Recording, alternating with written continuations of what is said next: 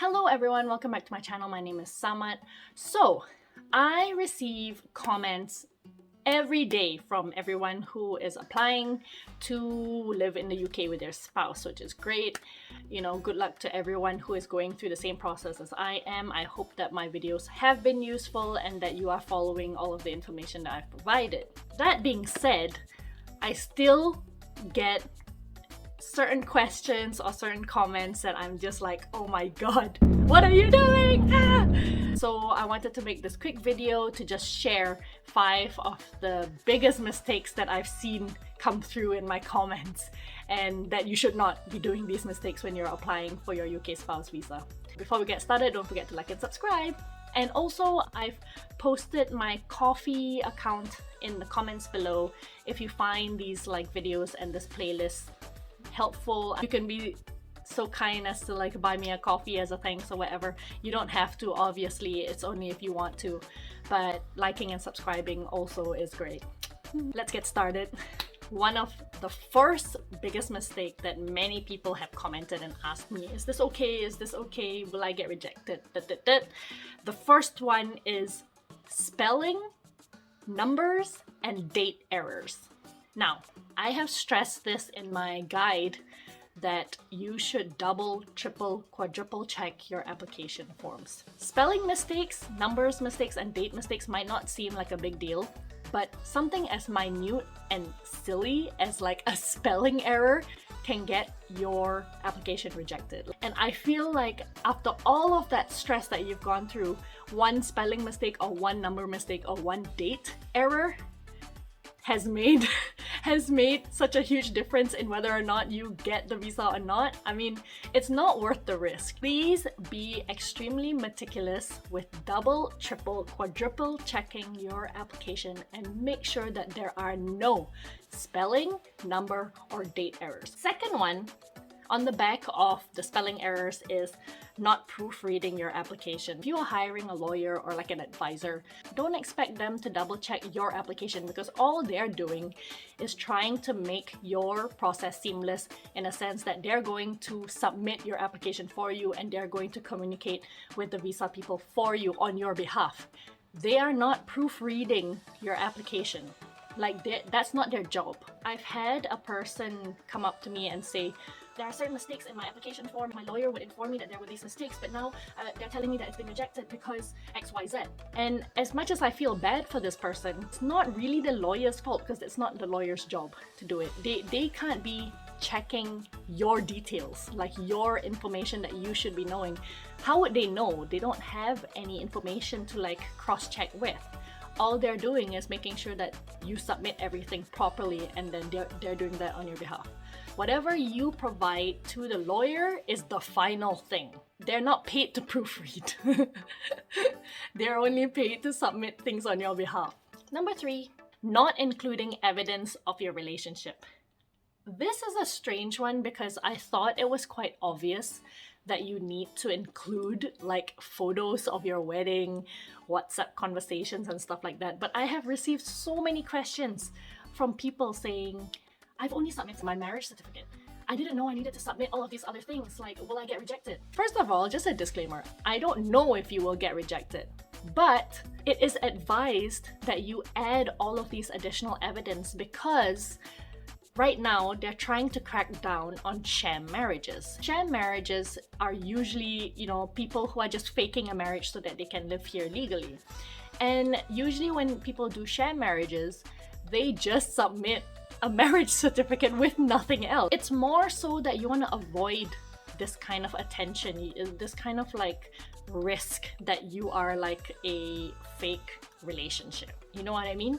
If you add WhatsApp conversations to show that you are constantly talking to your partner, even if you live far away, that you're calling each other all the time, that you add photos of your travels so that it shows that you've met each other in real life, and of course photos from your actual wedding so that to show that this is an actual legal marriage, it will make sure that the officers will think, okay, this is obviously a legitimate marriage. This is also that officers will cross out the suspicions that they may have. Please include proof of your relationship. I've already listed a bunch of things that you could include in your proof of relationship in my documents video. Watch that if you need to, if you need a guide, you know? But please don't forget all of these things. These things are actually quite important for your application, and it actually does prove that you have a legitimate marriage.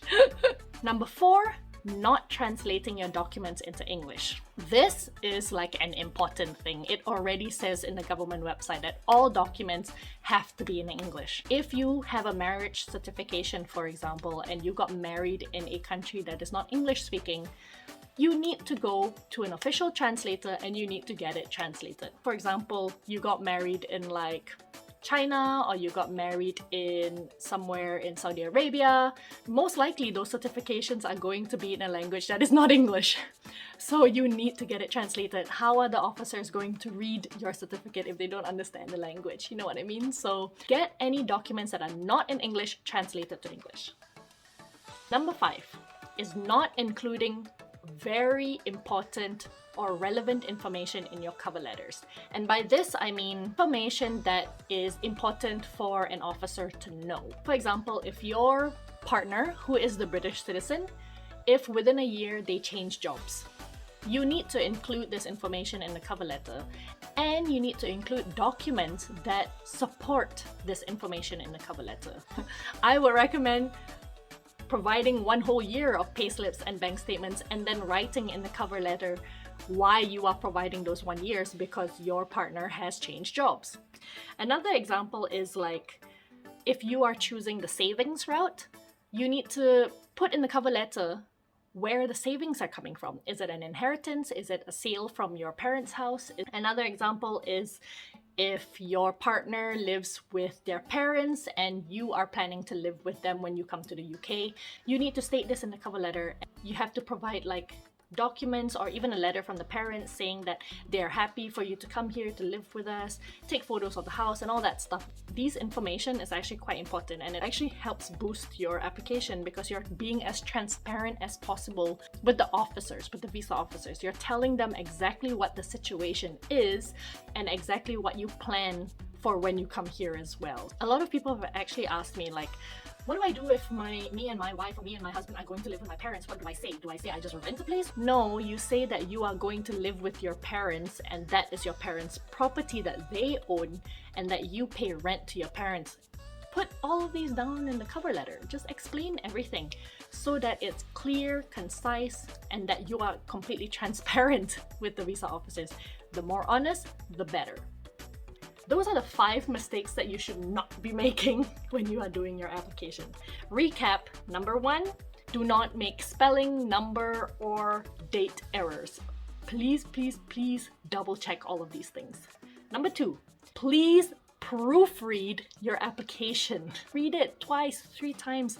Make sure everything is correct. Make sure every spelling is correct. And do not depend on your lawyer to do this. This is your responsibility. Number 3, not including evidence of relationship. Please include photos, wedding photos, WhatsApp conversations. Make sure that you are able to legitimize your marriage. Number 4, not translating your documents into English. Please get all of your documentation that is not in English translated to English, and make sure that it is a proper translator as well. Most likely your government will also have like an official translator that you can go to and pay. Do that. Just do that. And number 5, not including specific and important information in your cover letter. Please make sure that you are as transparent as possible in this application form and be honest. Just be honest. So I hope this video was useful, and please do not make these 5 mistakes.